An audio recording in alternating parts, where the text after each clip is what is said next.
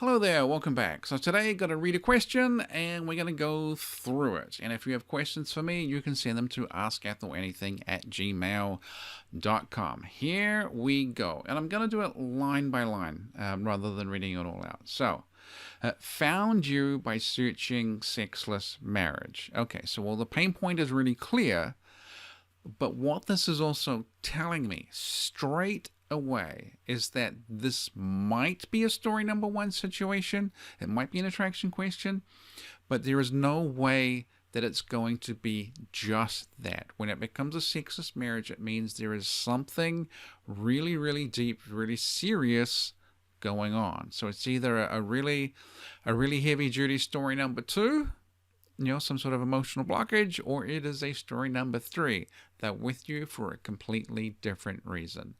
And it may or may not be story number four, but that's probably secondary to whether or not it is story two or three. So, straight off the bat, that's where we are. Okay, he said he masturbates to completion regularly. He has reliable morning wood. Okay, well, this is good because this rules out medical concerns. He's saying his penis works, all is well, so in that case, we can rule it out. He is just saying it. So, we'll assume it works for now. He says he loves me and is attracted to me. Again, so this sort of suggests that if it is story one, maybe it isn't. He's saying he's attracted, so we don't think it's necessarily a story one attraction question. The other thing is that if it really is a story number two or three, then he has... it's really a really common tactic to say, actually, the problem is you're not this, you're not that, you're not doing this, and it is somehow all on you to be more attractive or appealing, and that would fix the problem. So it's interesting that he's not even doing that.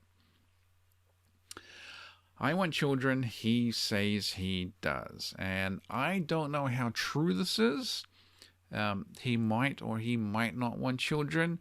He might be really torn about it. He may say he wants them consciously but not want them unconsciously. So I don't know how true that is. He wasn't abused. I was, if that matters. And it does matter to the extent that... this is just something that's been attracted into your life. I'm not saying all of this is your fault. I'm just saying if you have had some sort of abuse history, you have had some real low energy, depression, whatever, and that has been what you've calibrated yourself to attract into your life. So having some sort of dysfunctional relationship is not at all uncommon if you yourself have some kind of abuse history. Even on the odd occasion something starts to happen, he does not complete the act. So he's saying you're attractive, penis works. He wants kids, but he refuses to do the thing that might make kids. So all we know, again, there is some sort of blockage or it's a completely separate reason. My confidence is shredded. Any insight welcome. And again, next to nothing of this is about you other than this is just the relationship you attracted into your life. There's nothing necessarily you're doing now or not doing now that is really creating this and causing this. This is a story number two or number three situation. It's on his side of the relationship. If you were married to someone who had the ability to have a functional sex life, none of this would be happening. Okay, so there's a couple of things that could be. On one hand, it really may be that he really does have problems. He really does have problems with his penis functioning. It could be horrible low testosterone.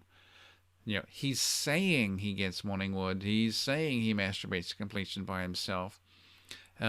He's saying, there's nothing wrong with my penis. Though if you're not actually seeing this, you don't have any evidence of it, then he is covering it up. So there may well be something just medically wrong with him. So that could, the starting point for that is a trip to your primary doctor, draw some labs, start talking about it, see if there is something medically happening.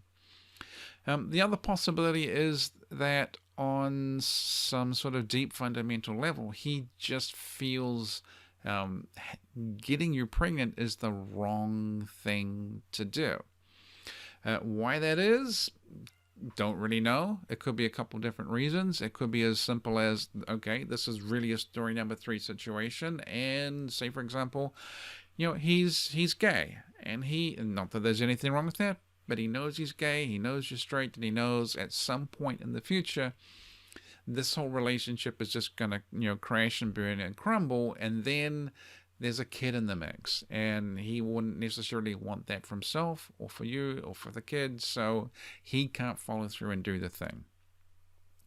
Or it could be something as sort of dark and horrible as he is the product of his mother being sexually assaulted, and he has this terror of propelling those types of genes into the next generation, so he has an aversion to doing that. So it's really hard to know what it is, and there's only a small amount of information here. But that's my hunch. It's either a story number 2 or it's a story number 3. There's possibly something medical happening, there's possibly some giant emotional blockage happening, or there's a completely other reason he's with you other than he wants to be with you. So again, none of this about you. Okay, what to do? Well, it's the same as always.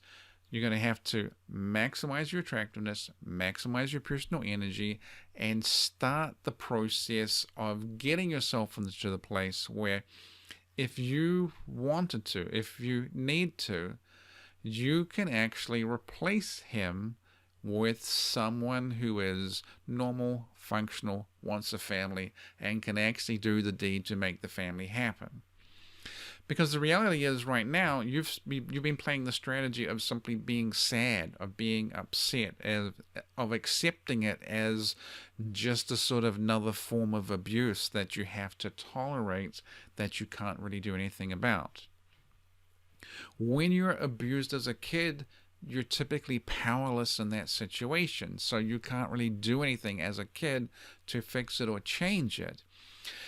And often that's an adaptive strategy that makes sense as a kid. I can't fix these big people, and if I try and do things to do that, the abuse gets worse. So you often have this thing where this adaptive strategy you had as a kid, shut up, keep your head down, don't be seen, don't make any noise, which made sense as a kid. Once you're an adult, it doesn't make any sense, because now you have power, now you have influence, now you can change things. So you simply cannot wait any longer than you already have to have him start responding to you. You being sad, upset, complaining, being unhappy, none of that is working. If it was going to work, it would have worked by now. So you have to basically just get emotion. Like I say, maximize attractiveness, get your energy up, get yourself in a place where if you need to, you can replace him with someone that can actually be the partner you need. All you're trying to do is drive this to a resolution point where it either becomes truly apparent, okay, this is story number 3, he had separate reasons for marrying you, than actually wanting to be with you. There's nothing you can do about it. It is what it is, and it's going to be a fairly amicable split. Or if it gets to the point where it's obvious, okay, you're going to be able to replace him. If he doesn't sort out either the medical issues or the emotional blockages, that's going to be your leverage to make him do that. Currently, you've been playing this role of passively tolerating him having whatever that blockage or medical issue is, assuming it's a story number 2 situation. And it may well be a combination of story 2 and story 3. The way forward is the same for both of them. So that is what my hunch is. I mean, very little to go on, but I think you see the way the stories sort of layer themselves. It's not you. It's really not you. And you can't afford to wait any longer. So that is about it. I hope you got something from that, and I will talk to you all soon.